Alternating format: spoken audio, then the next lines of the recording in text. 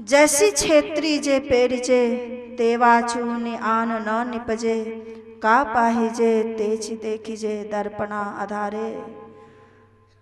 ज्ञानेश्वर महाराज कहते हैं कि जमीन में जो बीज बोओगे वही फसल होगी, वही तो फल होगा। दर्पण में, दर्पण के सामने जो रखोगे शीशा वही तो तुमको दिखाएगा। जो दर्पण के सामने आएगा दर्पण वही दिखाएगा। उसी प्रकार तुम्हारा कर्म ही तुमको दिखाएगा तुम क्या हो। तुम्हारा कर्म ही तुम्हें बताएगा कि तुम रो क्यों रहे हो, तुम हंस क्यों रहे हो। ये कर्मों की गति बहुत गहन है, चाहे कोई बड़ा हो चाहे कोई छोटा हो। इस कर्मों की गति से, कर्मों के फल से कोई भी बच नहीं पाया। ज्ञान असो किया